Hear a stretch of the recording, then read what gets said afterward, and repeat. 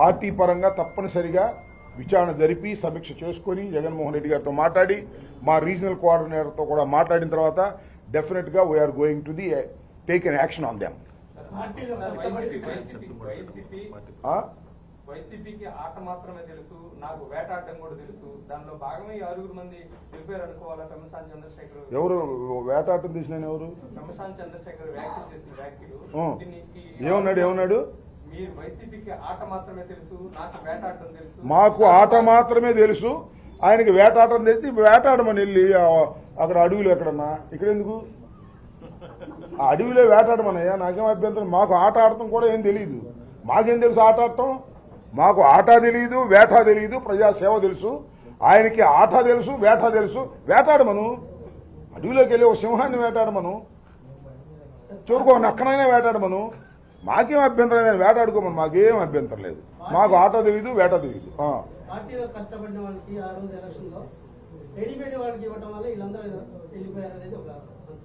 ఒక అభిప్రాయం ఉందా? పరిశీలిద్దాం దాని గురించి కూడా. దాంతోపాటు ఎవరైతే పార్టీ ఫిరాయించారో వారి మీద we are going to the legal action కూడా వెళ్తాము.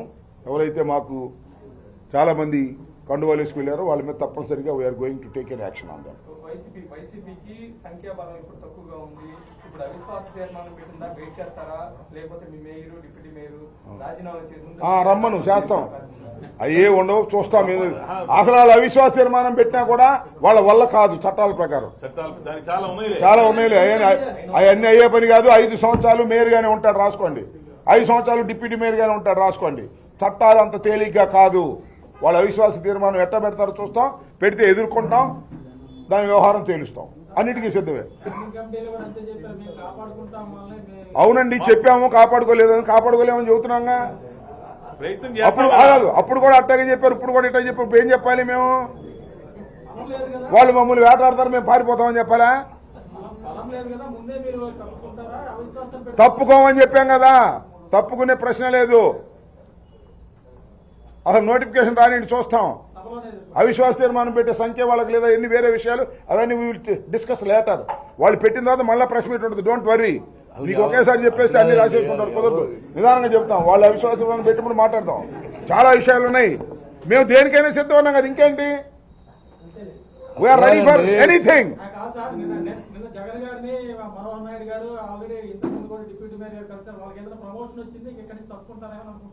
ఏమున్నాయో ప్రమోషన్ చేయడానికి? మాకు ఉద్యోగాలు లేకపోతే ప్రమోషన్ చేయడానికి ఏముంది? ఏమైనా ఎంపీకి ఇస్తారా? ఏముంది మా దగ్గర ఉద్యోగాలు లేకపోతే ఇంక ప్రమోషన్ ఏంటి? ఉద్యోగాలు పోతుంటే ఎన్ని ప్రమోషన్? ఏ ప్రమోషన్ అయ్యా? మేము అధికారులు లేని వాళ్ళకి ఇంకా ప్రమోషన్లు ఏముంటాయి? వాళ్ళు ఇచ్చుకుంటారు ప్రమోషన్లు. వాళ్ళు అందరూ పిలుస్తున్నారు, రండి మా పార్టీలోకి ప్రమోషన్ ఇస్తాం, రండి మా పార్టీలో ప్రమోషన్ ఇస్తామని. 24 మంది నిలబడ్డారు. మీ ప్రమోషన్ వద్దు, మీ డబ్బు వద్దు, మీ గాడిది గుడ్ వద్దు తప్పా అని నిలబడ్డారు 24 మంది. శభాష్, వాళ్ళకి సాల్యూట్. అంటే తీయలేదేమో ఆయన. ఎవరు ఇందాక వేటాడుతా అన్నాడు, తలుపు దగ్గర నుంచున్నాడేమో. ఆ వేటాడుతా అన్నాడు ఎవరైనా? ఎవరు? నువ్వు చెప్పావు ఇందాక ఎవరు వేటాడుతా? నాకేం తెలుసా? ఎవరు ఎవరు